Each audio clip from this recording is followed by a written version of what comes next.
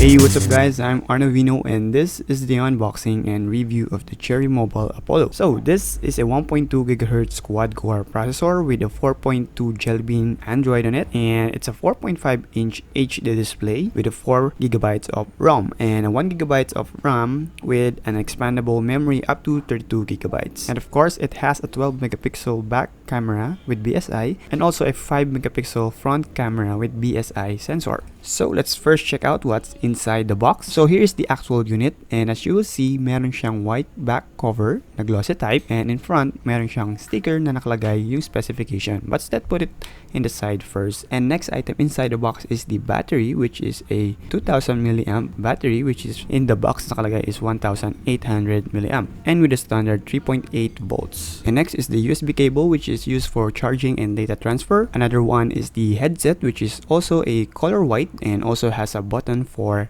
answering calls. And next is of course a portable charger which has 800 milliamp power, and then the Apollo user manual. Okay, so let's put the battery first. As you will see, both are regular SIM slots. So one is the GSM and the other one is the WCDMA SIM slot. And on the right side is the micro SD. So we're ready to boot up this phone. As you can see, very comfortable siya hawakan in one hand and easy to grip. But let's first take a look at yung ibang parts pa ng Apollo. So at the bottom is the microphone. On the right side is wala siyang buttons, and on the top is the USB port. On the center is the power button, and the last is the headphone jack. And on the left side is the volume rocker. Looking at the back is the 12 megapixel camera, and yung nasa left side niya is the dual LED flash. And on the center bottom is the Apollo logo, and at the bottom is the Cherry Mobile logo. So navigating on the UI of the Cherry Mobile Apollo is really smooth and fluid, and dahil Android Jelly Bean 4.2 update siya, you will see the navigation has notification toggle and quick access toggles. Looking at the storage, you will see yung internal niya is a 1 GB, so pretty decent for installing large apps, but still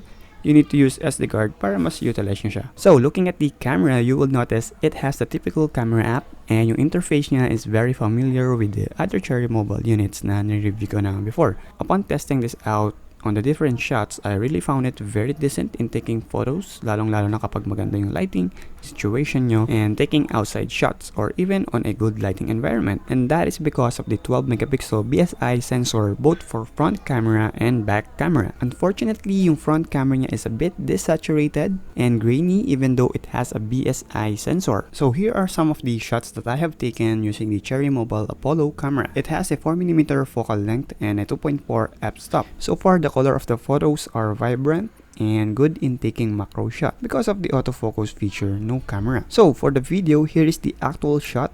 Although this actual video is captured in a fine settings with a 1080p resolution, but I downsized it to 720p for my actual YouTube video. But as you can see, the quality of the video is pretty decent naman. Pressing on the keyboard while texting or messaging is smooth. No dead spot on any point, even portrait or landscape. Yung screen niya ay IPS display, so as you can see, viewing on different angles is still viewable, and the color is hindi nag-invert even though you view it on different angles. The form factor is really comfortable while holding, and it's very lightweight because it is just a 4.5-inch display. You will see it is very easy to navigate in the interface. Browsing is fast, fluid, and load time is really fast on a Wi-Fi connection. Scrolling and scrubbing is okay naman even on heavy sites. As you will see, zooming in and out is manageable. Even the screen is a HD resolution, which is 1280 by 720. So playing casual and even 3D games is playable on the Apollo, although for some instances, like if I have a notifications running in the background, it suddenly affects my game and adds some skipping and jumping frames while playing. So be sure na close nyo yung ibang apps while playing high-intensive graphic games, lalong-lalo na kapag 3D games. So here are some of the cool features of the Apollo. So when you press the power button,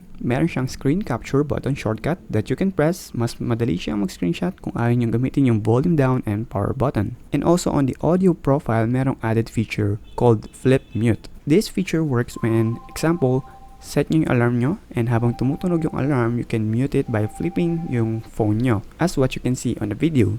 So same process siya when also someone is calling, which is pretty cool hidden feature. This phone is also a 5 multi-touch capable. Playing full 1080p video is really smooth, hindi tumatalon, and it's very playable. So here I am playing an MP4 file, And for the speaker, okay naman yung sound and even on the highest volume. Pretty decent yung quality ng audio, but unfortunately, yung headphone is not a CTIA compliant, so it means you need to use inverter jack. So you can use yung mga bagong headset na may microphone. So checking the benchmark for the Nanomark, umabot siya ng 46.1 FPS. For the quadrant, it's around 3,960 and ang refresh rate niya is 57.27 and it is also a 320 dpi. And for the 3D Mark, the results siya around 2,552 and for the Antutu, it results around 13,620. And for the sensors, temperature, gyro, and pressure sensors are not available. And also this is a quad band phone, so it means you can use it on different countries like US and the likes. Battery life is average. It can last a day or two depending on how you optimize it on a typical use, but for gaming and watching videos, it can only last around 1 to 3 hours on a continuous usage. So my verdict is, if you're looking for a cheaper price than the Omega HD 2.0 or Omega HD, this is a good alternative. But take note that this is not a Dragon Trail glass, so you really need to protect it by using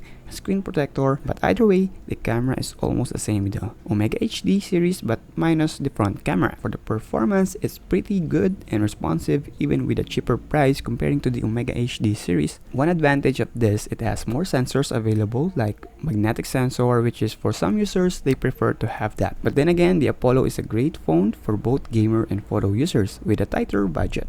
So that is my full review of the Cherry Mobile Apollo, and if you haven't subscribed on my channel, please do so. Just click on the subscribe button there at the bottom of this video, and also giving a thumbs up on this video is highly appreciated. And don't forget to spread out the video to your friends who might be interested on this phone. So again, I'm Arnovino and see you on my next review video.